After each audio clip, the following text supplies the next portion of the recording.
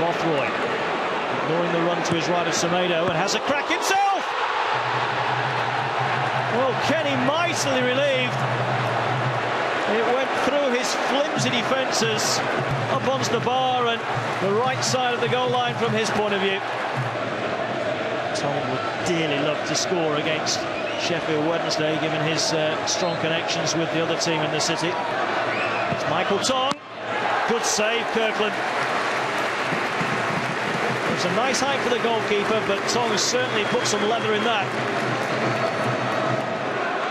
Well, Lera has already scored twice this season. He's in the box. Gardner still looking for his first goal. Is there as well, and Gardner almost got there. Appeals for handball. It looks as though Becchio's got away with that. Well, it was strange the way he went for this. I'm pretty sure that he handled this. Clearly handled it.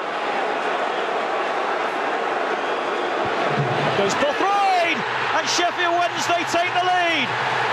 Jay Bothroyd with his first goal in the blue and white of Sheffield Wednesday. A long throw from Antonio. Bothroyd got up well and squeezed it in beyond Kenny. Sheff. This is White. Tong to strike. Beautiful goal, Michael Tong. The former Sheffield United player scores at Sheffield Wednesday, and Leeds are level. Well, Tong has been the most likely scorer for Leeds all night, and this is an absolute perler. White put in the hard shift prior to that, set up Tong, who'd found space, and found an absolute cracker. Hit it with pace, but significantly hit it with swerve. Well, what's happened here? Has he been struck by something thrown from the crowd, or even worse? Goodness gracious! That is outrageous. That's assault. I'm almost speechless as to what I've just seen. That is outrageous. And hopefully the police, and there are many here, have got hold of him.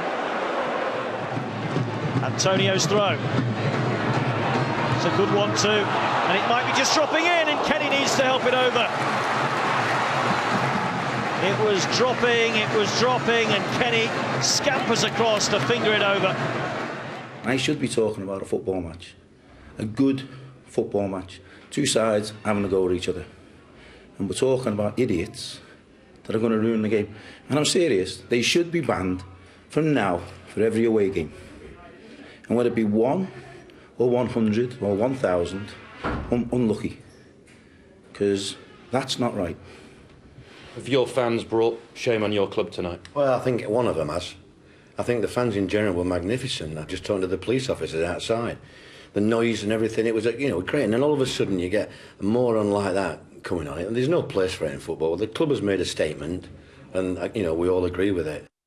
Yeah, shocking scenes at Hillsborough last night. Well, the police have identified the man, and hopefully they'll deal with him accordingly, Leroy. What did you make of what happened? Absolute disgrace. And to see a fan come on the pitch is one, absolutely out of order. To see a fan hit a player was just unbelievable, because that fan could have had something in his hand. If he's stupid enough to run onto the pitch, he's stupid enough to run on the pitch and assault someone, then he can be stupid enough to be having a weapon.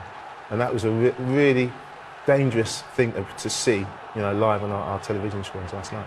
Goalkeepers are vulnerable. I suppose all footballers are vulnerable when you can't really steward every member of the crowd. So how do you go about stopping fans from doing that again, or even the unsavoury chants that went on, which isn't the first time we've seen? You can steward everybody in the crowd. That's why everybody wants all-seater stadiums. So they've got a seat, they're allocated to it. They don't have to sit in it, but you know where they are, and people can see where they are if they're making terrible chants. But the most important thing is the fans self-police, because I heard loads of fans come out and say, look, it was a disgrace, we want to identify them, and they've done that. But now they're the drivers, they're the ones who can change it. So when fans behave in a way which is unacceptable, they need to report it and make sure these fans don't attend games anymore. Now, the PFA chief, Gordon Taylor, has said today he fears a return to the dark days. In the wake of recent events, and of course Marvin Sordell's accusations, the alleged incident at Bramwell Lane with the ball boy last week, what happened in Serbia, and now this, Do you fear the same?